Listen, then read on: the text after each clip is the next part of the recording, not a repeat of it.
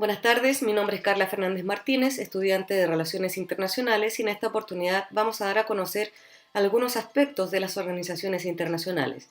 Para ello, primero tenemos que conocer su concepto o definición, donde Carlos Barragán la define como asociaciones de estados soberanos que persiguen finalidades e intereses comunes a través de órganos que hacen parte de su estructura y composición. De lo anterior se puede desprender entonces que poseen carácter internacional, ya que están constituidas únicamente por grupos de estados. Estas organizaciones son creadas para gestionar intereses colectivos a través de un tratado y están dotadas de diferentes órganos para cumplir sus fines, como por ejemplo una asamblea, consejos o comités, las cuales son además permanentes, y estas organizaciones poseen voluntad propia. Su estructura y su funcionamiento se va a basar en una carta o tratado que va a determinar sus límites y su ámbito de competencia, y frente a la cual los estados han manifestado su conocimiento. ¿Qué es una organización intergubernamental? Son las que se clasifican dentro de las organizaciones internacionales de acuerdo a su naturaleza jurídico-política de los miembros que la componen. Así entonces son las que están formadas por miembros exclusivamente públicos, es decir, formados por acuerdos intergubernamentales o interestatales. Tienen como miembros a los gobiernos nacionales y se constituyen mediante la firma de tratados entre estados, como por ejemplo la OTAN, Naciones Unidas y el Banco Mundial. ¿Qué es una organización no gubernamental? Están constituidas generalmente por individuos o grupos privados, como lo es la Cruz Roja y el Comité Olímpico. Tienden por su naturaleza a ser organizaciones con un solo propósito específico y son creadas por acuerdos de naturaleza no gubernamental que persiguen sin ánimo de lucro objetivos de interés internacional y han sido creadas de conformidad con el derecho interno de un Estado, y que es, por cierto, también lo que las diferencia de las organizaciones intergubernamentales. ¿Cuáles son los orígenes de estas organizaciones internacionales? Sabemos que antes de 1919 se constituyeron las primeras organizaciones llamadas especializadas, que tenían finalidades técnicas y que poseían solo competencias de orden administrativo. Pero tras la Primera Guerra Mundial, por el Tratado de Versalles firmado en 1919, fue creada la Sociedad de las Naciones, enmarcada dentro del principio de unanimidad entre las grandes potencias y los demás estados, cuya finalidad estaba enfocada en el mantenimiento de la paz entre sus miembros.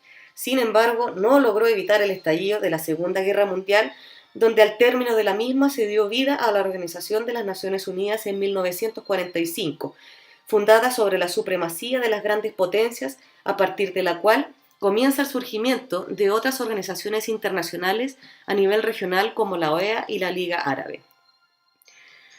¿Cuáles son los criterios de clasificación de las organizaciones internacionales? Pues las hemos dividido en 3 criterios de clasificación. El primero, por los fines que persiguen las organizaciones, donde tenemos organizaciones con fines generales, como es la ONU, cuyos objetivos principales son el mantenimiento de la paz y la seguridad internacional. Cabe en este criterio de clasificación también la OEA, que aunque su ámbito geográfico es más reducido, es decir, está compuesta por menos estados.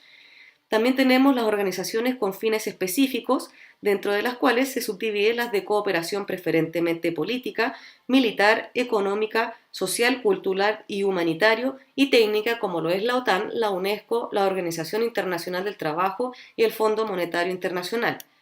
El segundo criterio es por su extensión, que van a variar en cuanto al número de estados que la forman y a la amplitud geográfica que van a abarcar.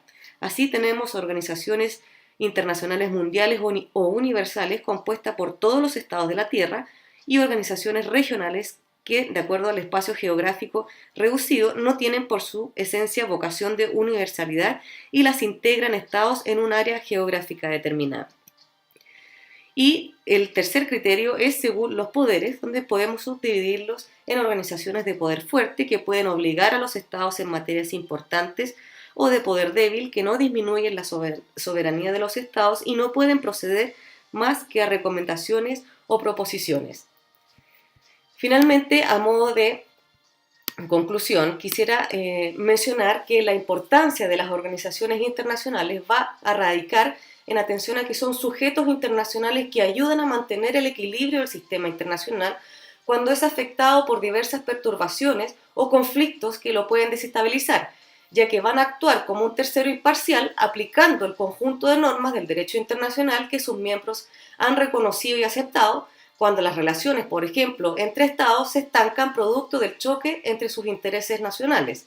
De estas formas, estimo también que van a ayudar a equilibrar las configuraciones y demostraciones de poder a nivel global, fomentando la solución de problemas en un marco universal que se pretende que sean inviolables para favorecer así el mantenimiento de la paz mundial.